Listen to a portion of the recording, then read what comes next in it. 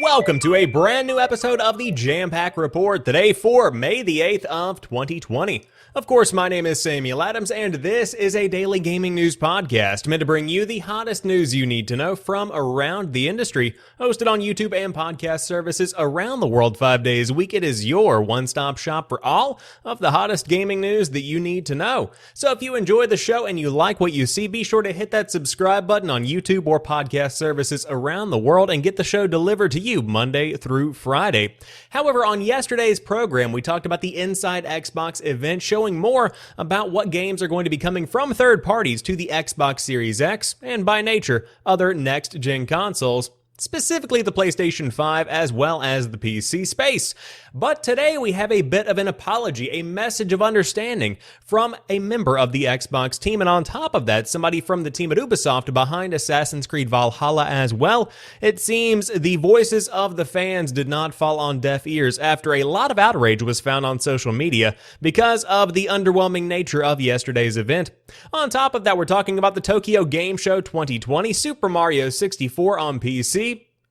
Getting killed. It's not happening. And on top of that, a Doom Eternal Mullet Slayer is going to be coming to the game soon if you have Twitch Prime. It's a really funny piece of content that I thought I would include on today's show. But without further ado, let's go ahead and dive into today's top gaming news. First off, Xbox's Aaron Greenberg says recent Xbox Series X showcase was set up with the wrong expectations. In the fallout of yesterday's latest edition of Inside Xbox, which finally gave us a look at which games were coming to Xbox Series X, some fans were disappointed by the showing. Most notably, the lack of actual gameplay for some titles was a big stick. Now, Microsoft's GM of Xbox Games Marketing, Aaron Greenberg, has admitted that perhaps the wrong expectations for the showcase were set by the team at Xbox. In response to a fan on Twitter, Greenberg acknowledged that this version of Inside Xbox was maybe hyped up a bit too much. Quote, "Had we not said anything and just shown May Inside Xbox show like we did last month, I suspect reactions might have been different," Greenberg said in his message on Twitter. "Clearly, we set some wrong expectations, and that's on us," he continued. "We appreciate all of the feedback and can assure you we will take it all in and learn as a team." One of the biggest points of contention for many viewers of yesterday's Inside Xbox episode came in the way of the show's climax, which centered on Assassin's Creed Valhalla, which brings us to our second story of today's show. Assassin's Creed Valhalla's creative director has said on fan disappointment, "You rightfully expected to see more." Though he warned fans ahead of time to temper their expectations, Assassin's Creed Valhalla's creative director is very aware they feel misled. Last night's Inside Xbox Next Gen Showcase was a presentation mostly filled with cinematic trailers and games not exclusive to Next Gen consoles. Microsoft knew what it had, so it kept the event's biggest ticket, Assassin's Creed Valhalla, to the very end. The Valhalla reveal and CG trailer left fans excited, but many hoped Inside Xbox would deliver the goods. Even though Ubisoft promised gameplay, creative director Ashraf Ismail was quick to clarify that what was going to be shown was not a gameplay demo, but a mere teaser. Knowing all of this, fans were still disappointed by the trailer that aired on Inside Xbox. The official trailer on Ubisoft's North American YouTube channel has a high like-to-dislike ratio, with 32,000 dislikes compared to 18,000 likes. This might seem trivial, but this is where the trailer first appeared after the show. By comparison, the reveal trailer has 292,000 likes and just 12,000 dislikes. In response, Ismail acknowledged that fans expected more from the trailer and promised that more gameplay will be shared between now and launch. Of course, they say at VG247, we recently learned that Valhalla will not be the longest or biggest game in the series, another point we touched on yesterday. But the direct tweet says, "Hello all, you rightfully expected to see more today. We have a long marketing campaign ahead of us and you will see in-depth gameplay and get a lot more info about the game. Thank you for your excitement and passion. Be patient with us and be kind. It will be worth it." So all of this being said, between the Xbox event itself and the marketing team behind Assassin's Creed Valhalla, it seems like the expectations, as both parties admit, were set a bit too high, even if there were attempts to calm people down a bit before the event was actually held. And I think that's kind of inevitable in a lot of ways, because right now we are all collectively looking forward to the next generation of games. We are excited about the Xbox Series X and the PlayStation 5. And so at the first mention of next-gen gameplay being shown, people begin to get very pumped up more so than they ever would for a regular Inside Xbox. And I think it's difficult to balance that messaging because you want people to understand that the content they are going to be getting from an upcoming event is going to be next-gen gameplay, but you also want them to understand that it might not necessarily be 35 minutes of in-game footage from next-gen hardware. And I think it's very difficult to balance having high expectations with also realistic expectations. And I think that all marketing teams are going to be struggling with that in some kind of way, shape, or form over the course of the next few months. But it is nice to see that the team is listening. It's good to hear that both the people at Ubisoft and those at Xbox are definitely keeping their ear to the ground and listening to how people are reacting on social media. Because if you look at the past, you see video game companies that pretend to be tone deaf whenever any kind of criticism comes their way, and it traditionally has not worked out that well. But you also don't want any company to bow entirely to the whim of their fans, because then you have no backbone. Then you create things that fans want, but it might not necessarily be what drives the industry forward. Imagine if the entire industry had been satisfied with complacency all the way back into the 90s, we would have an entirely different games industry today. I just watched a documentary from NoClip from, of course, the team behind Danny O'Dwyer.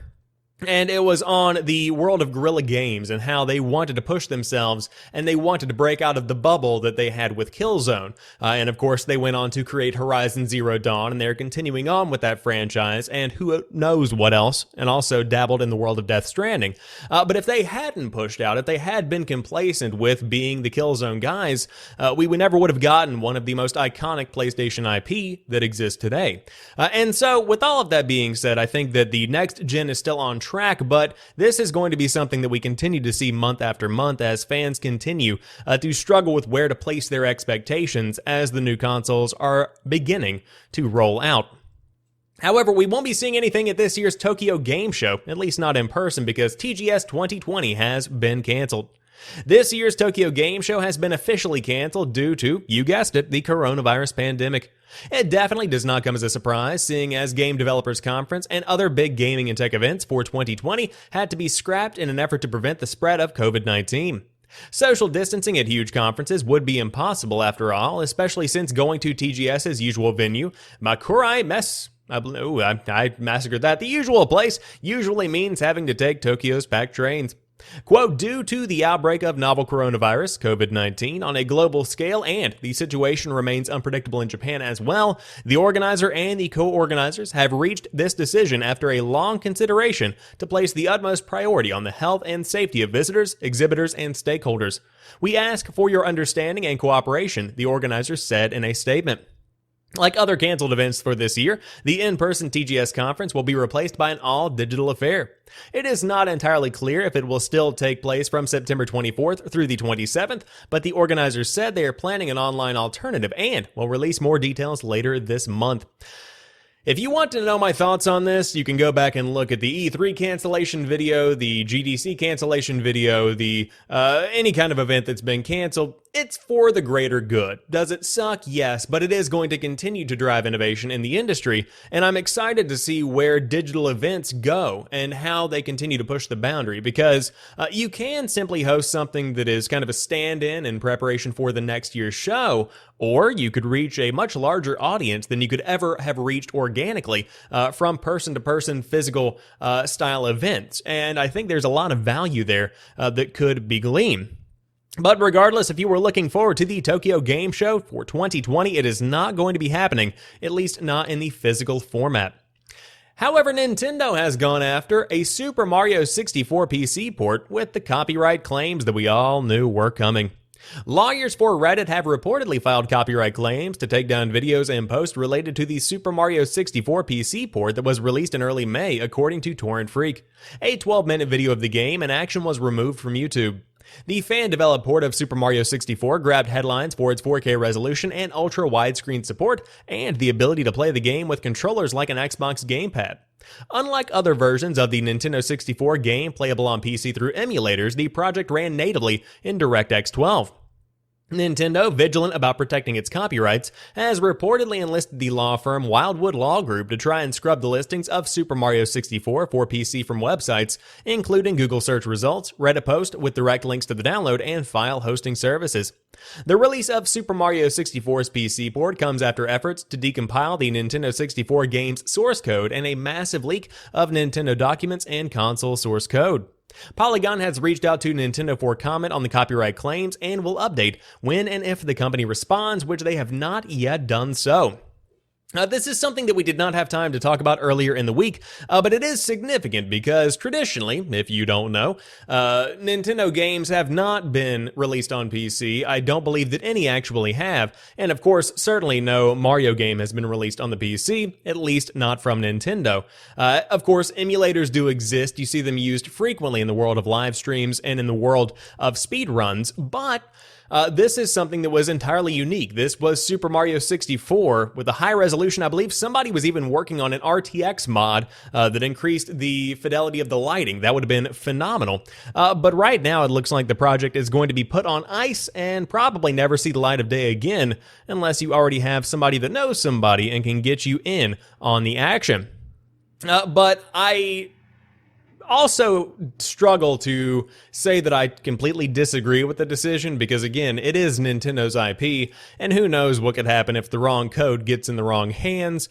It could be a messy situation, and on top of that, this does devalue Super Mario 64, even though it's been out for multiple decades at this point. So there's a whole list of law issues that comes into play here, but it still is a bit unfortunate because you have so much excitement surrounding this one nostalgia-driven classic, and then Nintendo comes in and ruins it all.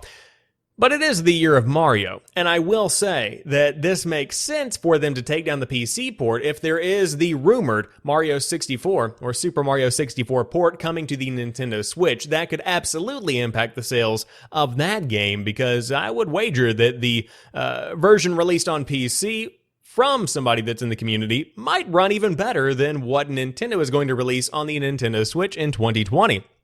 I'm just saying, interesting times to live in. Of course, all of that year of Mario stuff, that is all yet to be announced. So, hey, let's just keep our mouths shut on that one. Who knows if that is actually going to be coming, especially with the condensed timeline. But it is worth considering whenever you think about why they're going so hard on these copyright claims. But to round out today's show, Doom Eternal's Mullet Slayer skin is coming for Twitch Prime users.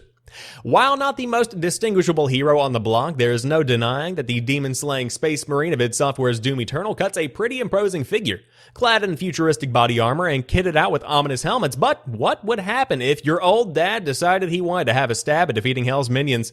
Well, with the new skin, you can find out. The Mullet Slayer skin, available exclusively to Twitch Prime subscribers from May 21st, turns our battle-hardened Marine into the kind of fella that would leave his Christmas tree up all year round. Who knows exactly what that quarterback just did wrong, or who would frequently inquire, what's this shit when listening to any record with feet in the title? The Mullet Slayer skin will be overlaid into Doom Eternal's gameplay, which no doubt will make for quite a sight during the shooter's explosive cinematics.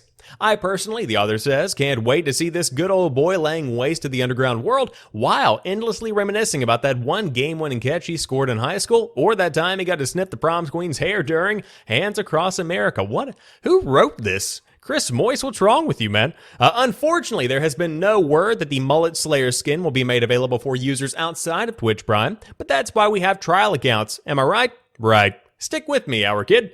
Doom Eternal is available now on PS4, PC, and Xbox One, and there you have it. There is the Mullet Slayer.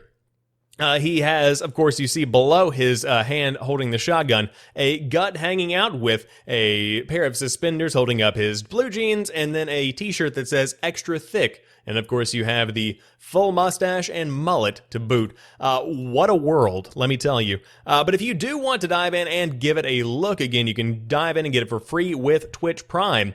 If you do have a Twitch Prime account, and guess what? If you have an Amazon account with Prime, you have a Twitch Prime account, which means you can get access to this game. You simply have to link your Bethesda account with your Amazon account or your Twitch account, which are, again, the same kind of thing, and there you have it. You will be able to get access to it.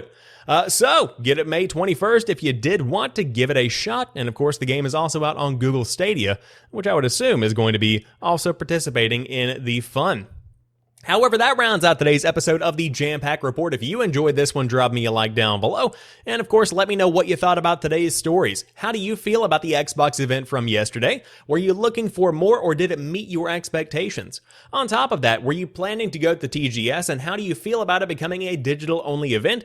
And do you have Twitch Prime? Are you going to be the Mullet Slayer? I would love to see it in the comment section down below. But until next time, you guys have a fantastic rest of your weekend. I will talk to you soon, and peace.